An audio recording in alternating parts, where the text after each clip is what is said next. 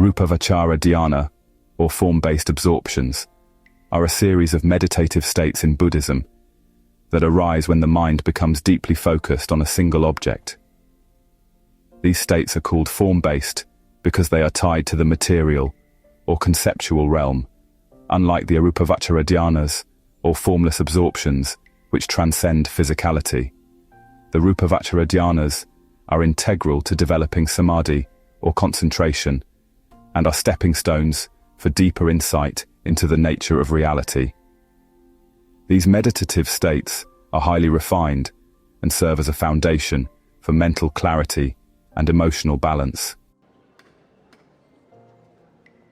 Before entering these absorptions, a practitioner must overcome the 5 hindrances: sensory desire, ill will, sloth and torpor, restlessness and worry, and doubt. These hindrances cloud the mind, preventing it from achieving the stillness required for dhyana. By cultivating mindfulness and sustained focus, these obstacles are temporarily suppressed, creating a fertile ground for profound concentration. Once the mind is free from distractions, it can enter the Rupavachara dhyanas, which consist of 4 progressive stages, each marked by increasing refinement and tranquility. First dhyana, or joy and applied thought. The first dhyana is characterized by an intense focus on a meditation object, such as the breath, a visualized image or kasina, or a concept like loving kindness or metta. This state is supported by applied thought, or vitakka, where the meditator consciously directs their mind to the object, and sustained thought, or vichara, which maintains a steady awareness of it.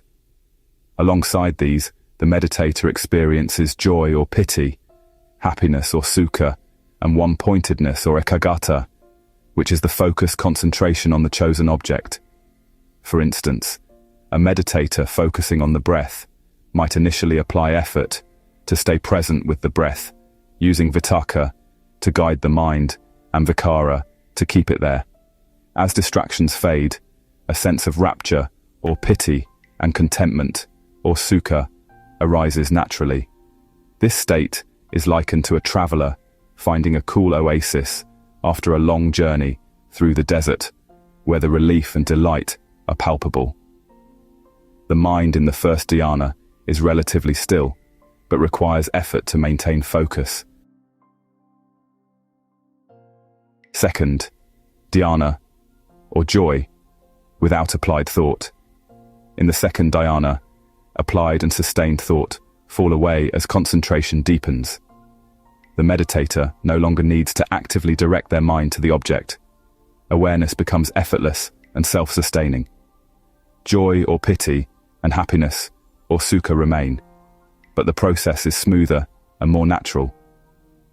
This state is marked by an unshakable tranquility where the mind rests deeply without wavering. An analogy often used is that of a bird gliding through the air after flapping its wings. In the first dhyana, effort is like the flapping of wings, while in the second dhyana, the bird soars effortlessly. The meditator experiences an even greater sense of calm and immersion, as the effort of concentration is replaced by a natural absorption into the meditation object. This state represents a significant refinement, where the mind becomes more stable and free from agitation. Third dhyana, or contentment without joy. The third dhyana represents a deeper stillness, as joy or piti fades, leaving only happiness or sukha, and equanimity or upekkha. While joy is an active, uplifting feeling, happiness in this stage is quieter and more stable.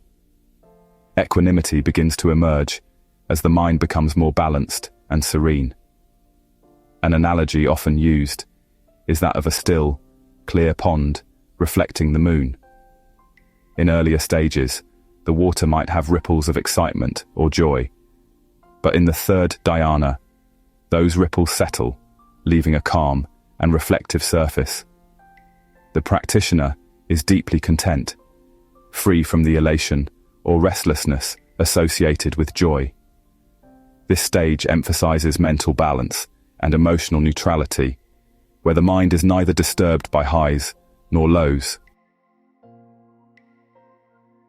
Fourth dhyana, or pure equanimity. The fourth and final dhyana transcends even happiness, leaving only equanimity, or upekkha, and one-pointedness, or ekaggata. At this stage, the mind is perfectly balanced, free from all emotional disturbances.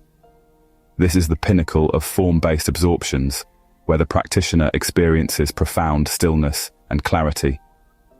This state is often likened to a flame in a windless place, steady and unwavering. The meditator no longer clings to pleasant sensations or resists unpleasant ones. The mind is completely neutral, immersed in a sense of peace that transcends emotional highs and lows. This state provides a stable foundation for insight meditation, or vipassana, where the meditator investigates the nature of impermanence, or anicca, suffering, or dukkha, and non-self, or anatta. Practical applications of Rupa Vichara dhyanas. While the Rupa Vichara dhyanas are deeply advanced meditative states, their lessons can be applied to everyday life. The concentration and equanimity cultivated in these stages can help individuals navigate challenges with greater calm and focus.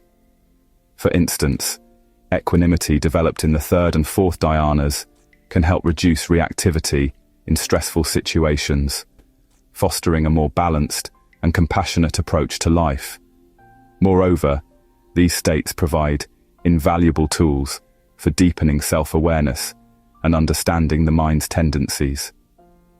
By repeatedly entering and observing these absorptions, practitioners develop greater clarity and insight into the impermanent and constructed nature of their experiences, paving the way for liberation or nirvana. In conclusion, the Rupa Vichara dhyanas offer a structured and profound method for cultivating concentration and mental clarity in Buddhism. Each stage represents a progressive refinement of the mind, teaching practitioners to let go of attachments and distractions while deepening their understanding of tranquility and balance. Though these absorptions are conditioned states and not the ultimate goal, they serve as essential stepping stones on the path to liberation, providing the stillness and clarity needed for profound insight into the nature of reality. Thank you for watching. Your support means a lot. Please like, share, comment, and subscribe, as it helps the channel grow and reach more viewers who will benefit from these videos. Thank you once again.